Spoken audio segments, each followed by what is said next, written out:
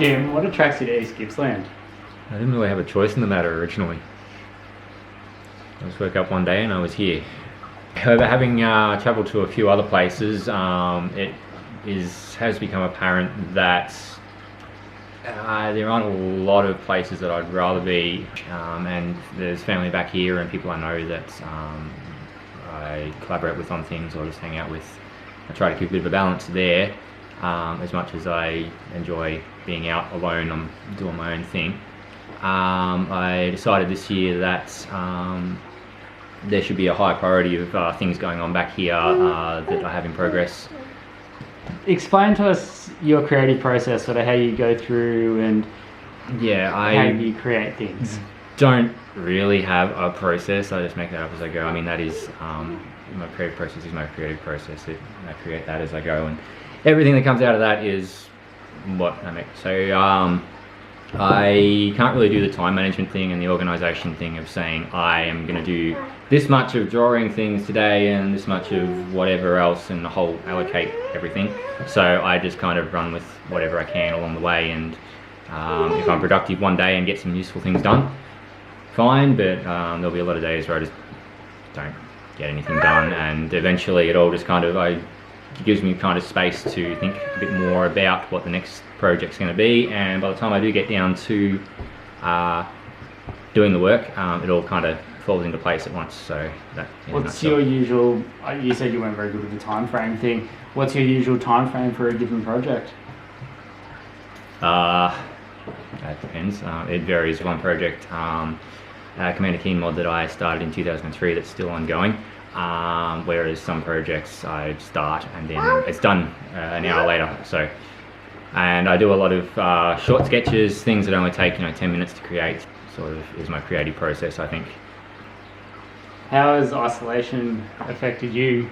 Well, it really hasn't, for two reasons. One, that I haven't entirely been completely isolated. I still have to work and we still have family at home and so on. So I still don't have as much personal space as I prefer.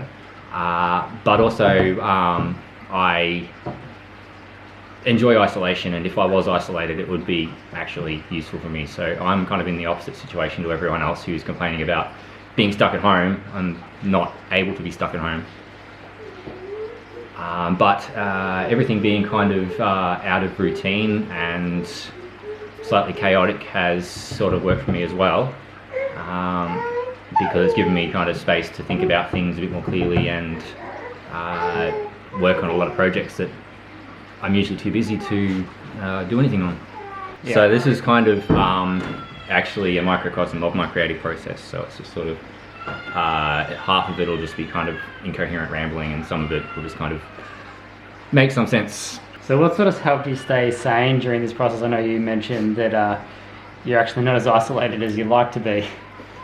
Yeah, so that sort of is what would drive me insane, but it hasn't really bothered me as much as usual, possibly because it's also out of routine, that it's kind of a holiday from the usual everything, so I'm willing to make that sacrifice or that concession and sort of work within the parameters of that situation. So it's, I mean, if it goes on for months like this, then maybe that'll start to get to me.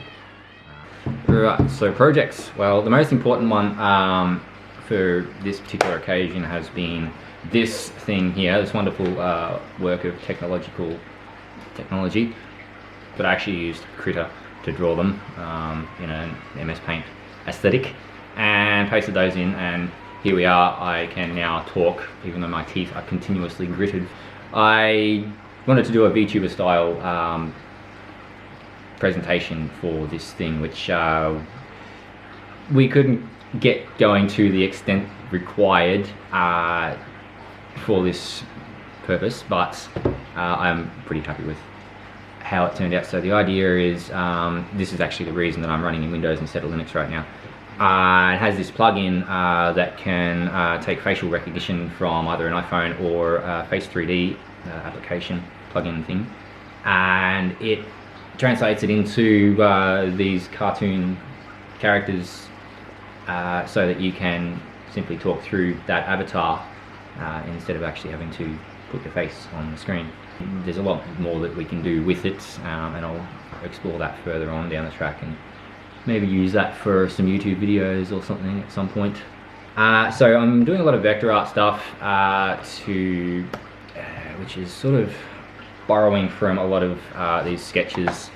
Here I realised I could do this kind of, I didn't realise at the time, but it's actually worked out as an isometric effect. So you've got these little angles that are consistent. The tricky part was getting these splits right, and I might come back to this kind of bendy thing because they're always going downward at the moment, and this kind of jagged thing there. Maybe these spiky bits, I don't know, there's a lot to work with, but I've only just got the basic pattern sorted now. So then I started playing around with it, and I figured out a consistent one that actually came up nice and repeatable and usable. But since then, it was annoying trying to get the circles connecting with the squares and these insert things, so I've worked out that I can actually do that in isometric as well, and then add a curve to the nodes, and it kind of gets that same sort of effect. Which are all just black and white line drawings, but I wanted to make them into something a bit more clean and usable for something practical instead. Now, this is Gravit Designer, which is a vector program that was released a couple of years ago and has since become proprietary. So I'm sort of working toward these kind of colouring page ideas, just because I like the idea of interactive stuff.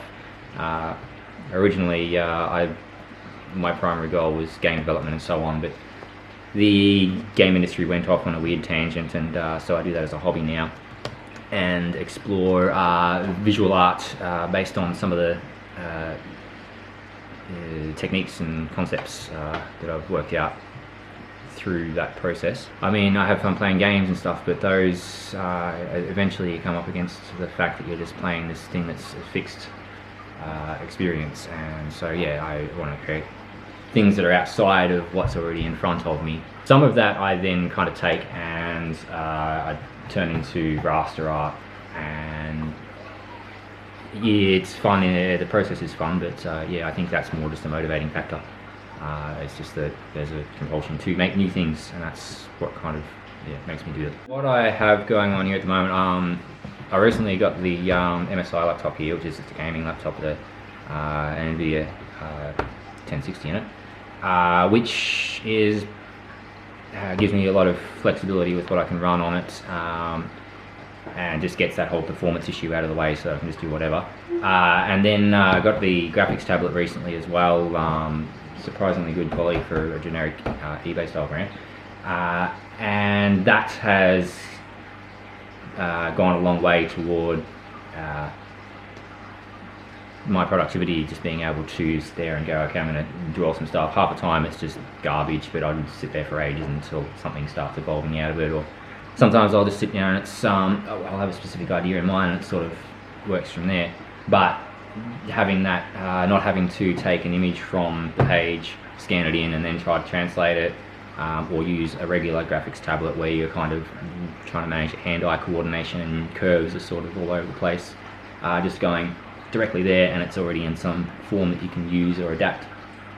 Makes everything so much quicker. Yeah, that's pretty much the core setup that I'm working with at the moment. The next question was going to be, how do we use this time to strengthen the arts community, which is an interesting question, because I think there is a lot of potential there that, as well as society in general, could there's a lot of potential for improvement there. But I think something that's holding East Gippsland back is a lack of online presence.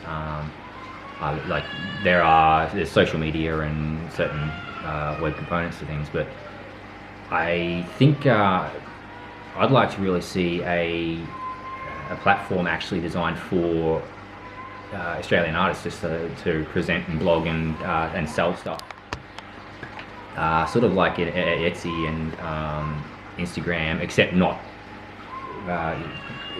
algorithm oriented, where you put stuff up and you get buried in a list of just the new stuff, and it's all based around trying to get people to post new things, and it's all very arbitrary, and new people starting out just don't have much of a chance unless they do certain things. which have nothing to do with the work and what they're about in the first place. So yeah, I think that some effort toward getting people onto a platform like that would be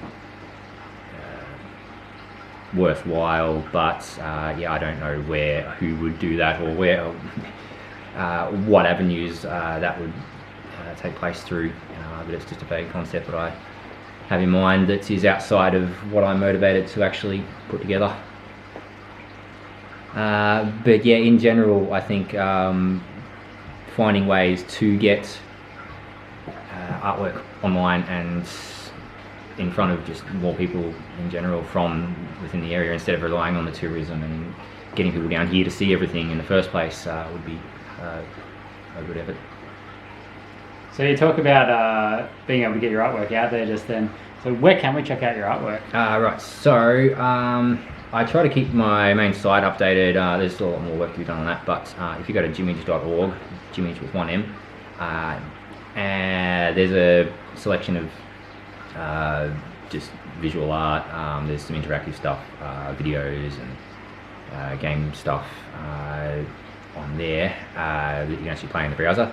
And I'm on Instagram as jimage.art and Facebook as Jimage Art and Design, or you can just type in facebook.com/jimage.org. I'm on Twitter as _ Jimage, but I don't put much on there at the moment, but you can keep an eye on that one if you want. That's pretty much, yeah, my online presence at the moment. I have a couple of things at the Butter Factory which is closed at the moment due to the pandemic, but as soon as that's open up again, I'll be putting more stuff in there. There'll be some stuff on for sale, with some merchandise and stuff. There is some merch at the Foundry down next to Woolworths in Vansdale, and I keep a couple of cards stocked at the greeting card print stocked at the art gallery in town as well. I just drew a thing, and it's now on the bollard in the middle of town, and there is like weird new parking spot thingies, and there's like an alleyway there, and for some reason they put these bollards here. I don't know the full story behind it all, but they decided that they looked a bit too bland, and they wanted to put like things on them. So I drew one of the things, and it's like somewhere over here, and there's like the Telstra shop thing there, and yeah, so mine's down there somewhere. But they're like a whole range of other artists have contributed to this project, and it was coordinated by Tracy Solomon, local artist who I know from the stables. Might go draw some stuff now. For a sandwich maybe. So it's like squares, sandwiches are generally square, and sometimes have lettuce in them. So yeah, so that was the Jimage show for today. I don't know, I wonder if it's this light back here.